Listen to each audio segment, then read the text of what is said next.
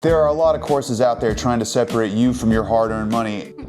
Money, please. And more often than not, they're full of information you could get for free and they weren't even crafted by a real person. Money, please. You're not gonna find that here. I'm not selling you anything. I just wanna share some free, practical, down-to-earth tips about how to protect your cash and access your funds overseas. Fundamental info to help you protect your purchasing power and your net worth when leaving the US.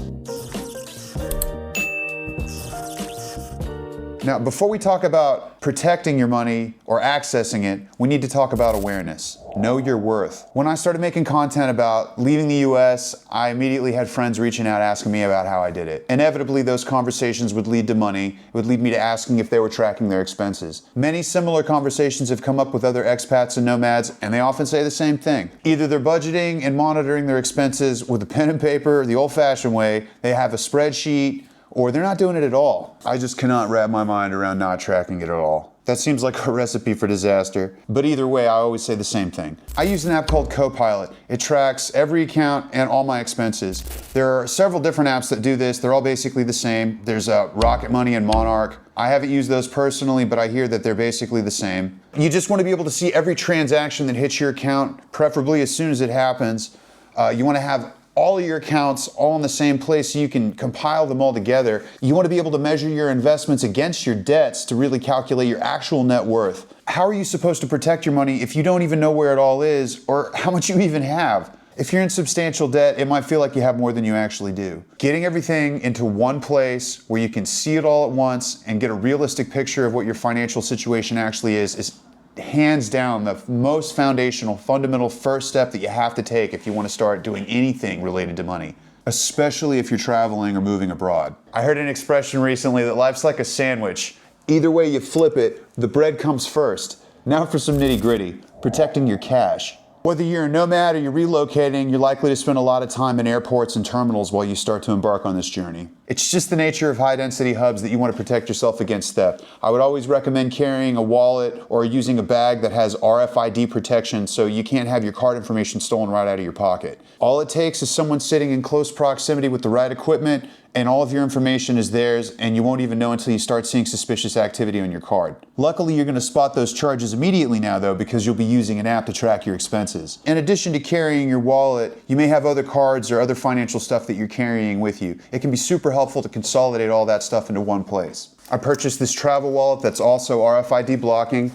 It has plenty of space, helped me to consolidate some of these extra things that I was carrying that I didn't need immediate access to. And knowing that I had it was something that gave me some peace of mind in case I lost my wallet, I would have another means of paying somewhere in my luggage. I would also suggest setting up payment methods on your phone.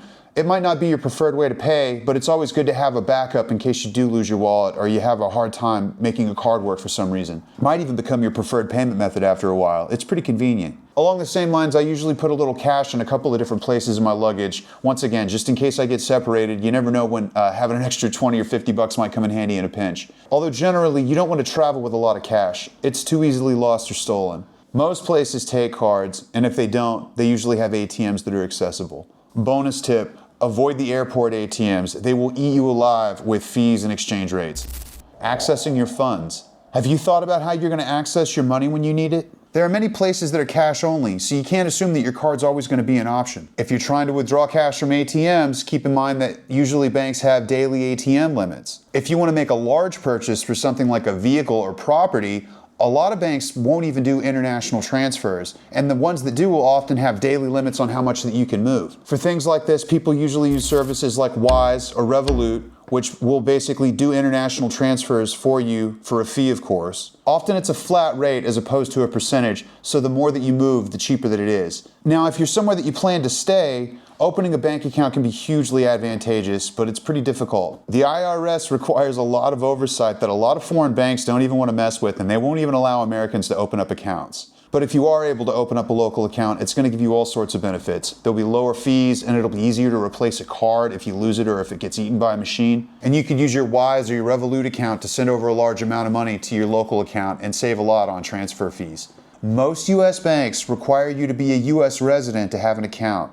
Keep that in mind when you're communicating with them. If they decide you aren't living in the country, they'll close your account without a second thought. Whether you open a local account or not, it's a really good idea to have multiple accounts at multiple banks before you leave. Get a VPN, set up a dedicated IP, and whenever you log into your banks, make sure that you're using the dedicated IP so you don't trigger any suspicious activity, give them any reason to look into your account. Make sure you keep a little cash on all of your accounts too. Link them all together, and just in case you ever have a problem with one, you know that there's always at least another one that you can rely on while you get it sorted out with the other. Backups for my backups, as I like to say. I would also suggest using a credit card for the majority of your purchases, but only if you have responsible credit card habits. If you're going to dig a hole with it, just stick with the debit card. But using a credit card can give you all sorts of other benefits, from some additional fraud protection to, potentially airline miles or some sort of cash back option. And the credit card purchases also won't indicate to your bank that you might not be living in the US currently, assuming that card isn't attached to your bank account. One last point I would bring up about accessing your funds abroad.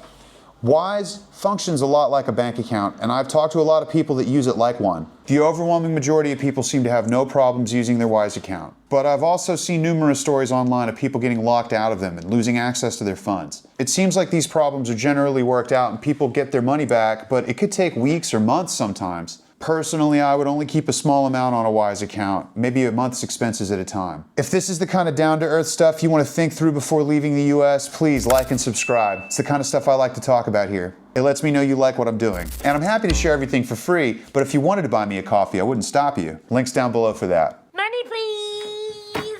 My money. General investment strategies, not financial advice. Anyone that tells you they know what asset's going to come out on top is not to be trusted. No one knows anything. All we can do is make our best educated guess and speculate. You want to plan as if your investment choices could go well or poorly. The general advice that you hear is to invest in the overall market, because picking stocks individually more often than not just leads to losing money.